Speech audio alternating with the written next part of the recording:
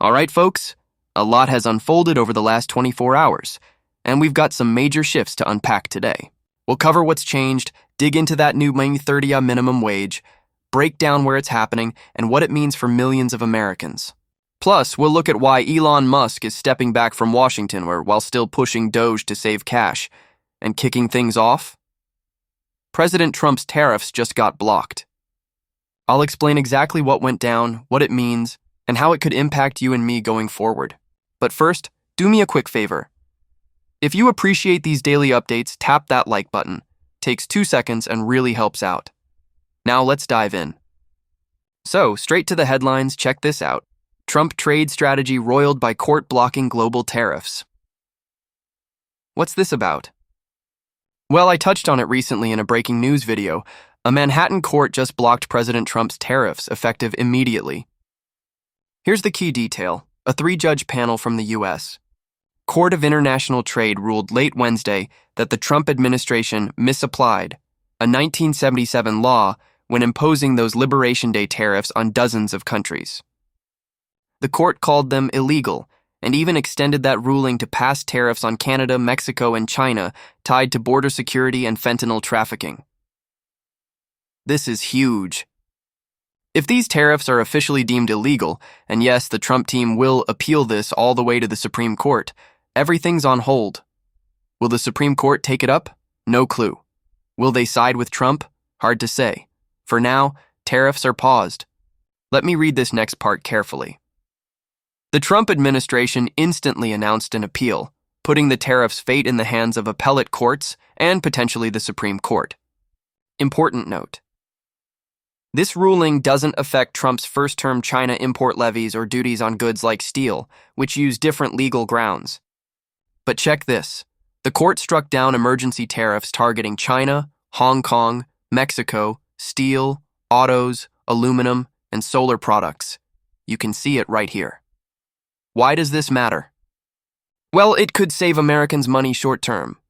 But here's the twist. Trump's plan relied on tariffs as a revenue stream to fund policies like no tax on tips or overtime pay, eventually aiming for zero federal taxes on wages under $150K, $200K.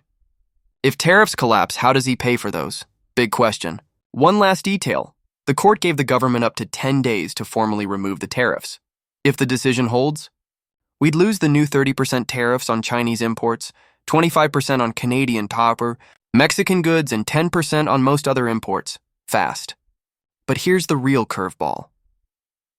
China has reciprocal tariffs on U.S. goods. If ours drop but theirs don't, America could actually lose ground. That's a whole new problem. Now, next story breaking yesterday. Elon Musk is officially leaving the White House. He wants every minute focused on his companies.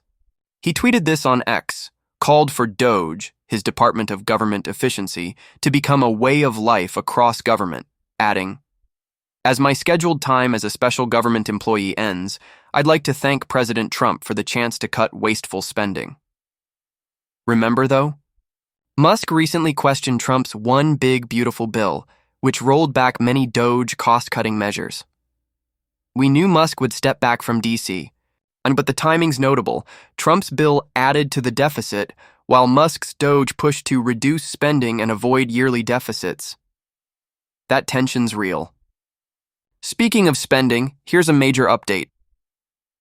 Tons of you messaged me about this. Los Angeles just passed the nation's highest minimum wage as labor gears up for the 2028 Olympics.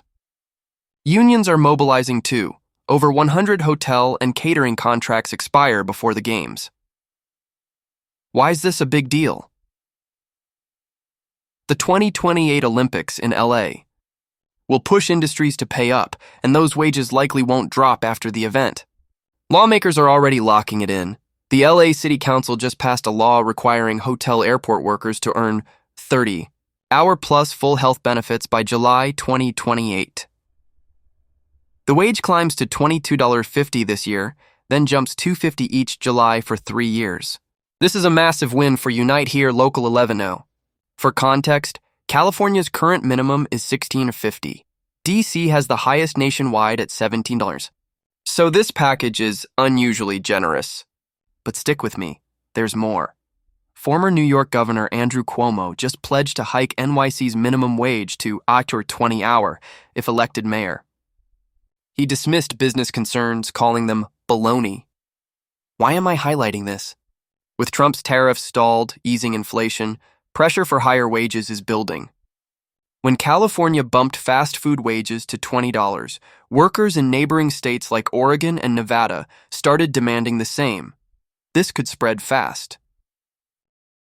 Huge updates in the last 24 hours, tariffs on ice, Musk exiting DC, and wages poised to surge.